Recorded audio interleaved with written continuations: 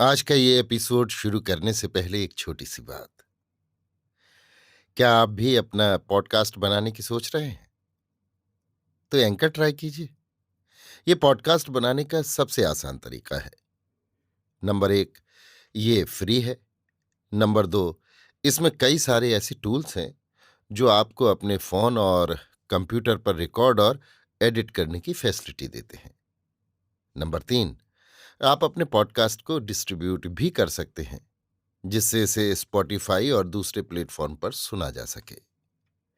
तो डाउनलोड कीजिए free anchor app या विजिट कीजिए anchor.fm पर अपना पॉडकास्ट स्टार्ट करने के लिए। ये तो थी एक छोटी सी जानकारी, और अब शुरू करते हैं एपिसोड का सिलसिला। तो आज के एपिसोड में लीजिए सुनिए आचार्य चतुर्सेन शास्त्री के लिखे उपन्यास गोली के 15वें भाग जब मैं नहाकर निकली को मेरी यानी समीर गोस्वामी की आवाज में। महल में ले जाकर केसर ने मुझे छपर खट पर लिटा दिया था। चारों ओर तकिए लगा, शाल मेरे अंग पर लपेट मेरे माथे का चुंबन करके धीरे से कहा, अब तू जरा सी झपकी ले ले चंपा, इससे तेरा जी हल्का हो जाएगा। कांसा आने में अभी देर है। मैं तब तक कुंवरी के पास और एक बार हुआ थी हूं। मुझे वहां देर भी हो जाए तो तू चिंता न करना। आज कुंवरी की सुहागरात है, रंग महल में जलसा होगा, तब तुझे भी चलना होगा। देर तक जागना पड़ेगा, इससे अभी आराम कर लेना अच्छा होगा। इतना कह और एक बार फिर मेरे मस्तक पर अपना प्रेम चुंबन अंकित कर केसर मेरे शयन कक्ष से बाहर चली गई।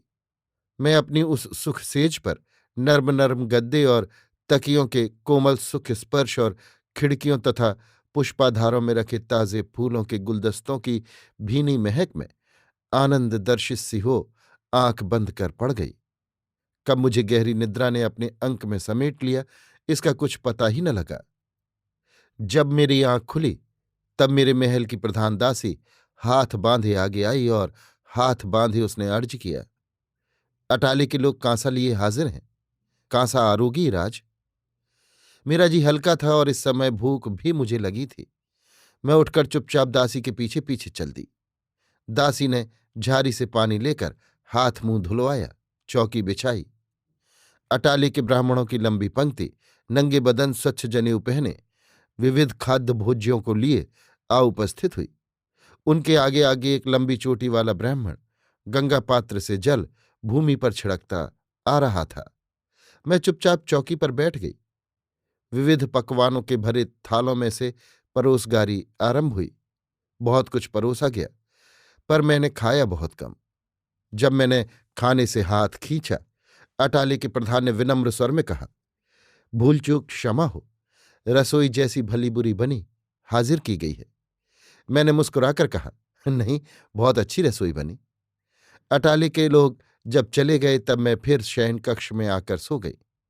प्रधान दासी ने पानों का भरा डिब्बा और शीतल जल से भरी चांदी की झारी पलंग के पास चौकी पर रखी।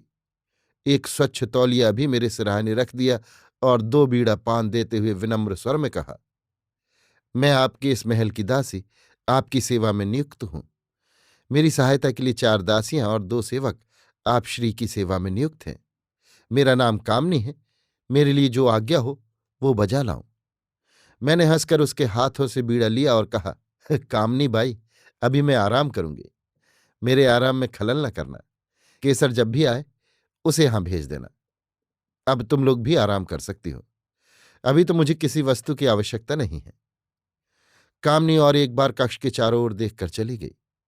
जाते समय उसने द्वार के पर्दे को ठीक किया और मैं चुपचाप आंखें बंद किए अपने भाग्य पर विचार करने लगी। मैं नहीं जानती थी कि आगे कैसे दिन देखने पड़ेंगे, कितना सुख दुख सहन करना होगा। अब तो मेरी आशा की डोर केवल केसर थी, जो सदैव धीर शांत स्थिर और कर्तव्य तत्पर रहती थी। केसर कुंवरी के संबंध में बहुत देर तक सोचती रही और फिर एकाएक मेरी विचारधारा अपने अतीत बाल जीवन पर गई। अपनी माँ और दाता के प्यार की बहुत बहुत बातें याद करती करती अंत में मैं फिर सो गई। नींद की खुमारी अभी मेरी आंख में भरी थी। जी मेरा हल्का था, परंतु शरीर निढाल था। पलंग से उठने को मन नहीं होता था। मैं आंखें बंद किए नर्म नर्म बिछौने पर तकियों को छाती के नीचे दबाए चुपचाप पड़ी थी। मैं सो नहीं रही थी, पर एक सुखद स्वप्न सा नींद की खुमारी में जैसे मन को पराभूत किए हुए था। कमरे में ताजा फूलों की सुवास भरी थी और एक आनंद की मस्ती से मेरा मन प्रफुल्ल था। पर मैं उठना हिलना डोलना नहीं चाहती थी। चुपचाप आंखें बंद किए तकिए पर छाती का भार डाले पड़ी रहने में मुझे बड़ा आराम मिल रहा था। जब केसर ने आकर कहा, उठ चंपा, दिन ढल गया, तब भी मैंने आंखें नहीं खोली। पर केसर ने उसकी प्रतीक्षा नहीं की। झारी से शीतल जल का गिलास भरकर तनिक मेरा सिर ऊपर उठा, मुझे अपनी गोद में बिठाते हुए गिलास मेरे होठों से लगा दिया। ओह, कैसी प्यारी थी मेरी केसर! वो मुझे कितना प्यार करती थी। उसने मुझे कितना सहारा दिया। जब याद करती हूं, मेरा रोम रोम केसर की स्मृति से पुलकित हो जाता है। उसके बिछुड़ने से मेरी दुनिया सूनी ही हो गई, और फिर तो सूनी होती ही चली गई। केसर मेरे जीवन का तरल भाग थी। शीतल जल से जैसे मेरे प्राण शीतल हो गए। मैंने अपने दोनों हाथ उसके कंठ में डालकर आंखें खोल दी। उसने मेरे कपोल चूमे, फिर स्निग्ध कंठ से कहा, उठ, जरा उपटन लगा दूं, फिर नहाते पोशाक बदलते सांझ हो जाएगी। मैंने कहा, आज अभी उपटन न लगाने की क्या बात है? मैं तो अभी और सोना चाहती हूं। आह, तू भी यहीं सो जा। मैंने उसे अपनी ओर खींच लिया, परंतु तनिक हंसकर उसने कहा, बड़ी मौज में हो रानी जी, पर हमें रंग महल चलना है, बाईजीराज की चाकरी में। वहां सुहागरात का जलसा सज रहा है। उठो, अब देखो तो वहां का क्या रंग है। जल्द यहां भी रंग रचाना होगा। उसने भेद भरी नजर से मेरी ओर देखा। मैं सिहर उठी, हाथ मेरे शिथिल हो गए। देर तक मैं केसर के मुंह की ओर देखती रही, फिर उठकर बैठ गई। केसर ने अपने हाथों से मेरे अंग पर सुगंधित उपटना लगाया। दो दासियों ने झटपट गर्म पानी, साबुन, अंगोछा, शैम्पू और दूसरे आवश्यक सामान मेरे स्नानागार में सजा दिए, और मैं फिर उसी सुखद गुनगुने जल से भरे हौज में छपाक से जा पड़ी, जहां मजेदार शाही स्नान का आनंद मैं सुबह इस महल में आते ही ले चुकी थी। इस महल में मेरा ये पहला ही दिन था, और वो भी अभी पूरा बीता नहीं था। पर इसी बीच सुख और आनंद की जो अनुभूति मैं प्राप्त कर चुकी थी, कदाचित दूसरी बहुत स्त्रियां उतने सुख और आनंद को जीवन भर भी नहीं प्राप्त कर सकती होंगी।